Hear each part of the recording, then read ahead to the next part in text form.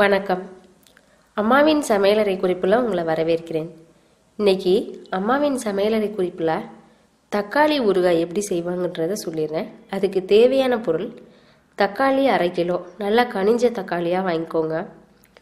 மிளகாய் தூள் தேவையான அளவு, பெருங்காயம் 1/2 ஸ்பூன், வெந்தயப்பொடி 1/2 ஸ்பூன், நல்லெண்ணெய் தாராளமாக ஊற்ற, கடுகு தேவையான அளவு, உப்பு தேவையான அளவு. இப்போ எப்படி செய்வாங்கன்னா, தக்காளியை சின்ன சின்னதாக நறுக்கி வச்சுக்கோங்க. வாணலியில் தாராளமாக எண்ணெயை ஊற்றி கடுகு, பெருங்காயம், தக்காளி இது எல்லாத்தையுமே ஒன்றா போட்டு ஃபஸ்ட்டு வதக்குங்க. வதக்கிட்டு அதில் உப்பு சேர்த்து மறுபடியும் கொஞ்சம் நேரம் வதங்கணும். வதங்கினதுக்கப்புறம் மிளகாய்த்தூள் சேர்த்து அடுப்போடைய அளவை குறைச்சி வச்சுக்கோங்க. ஏன்னா அந்த அடுப்போட அளவுலேயே அது அப்படியே சுண்ட அப்படியே அந்த தண்ணி பதம்லாம் அப்படியே கொஞ்சம் கொஞ்சமாக குறைஞ்சி திக்காக வரும்.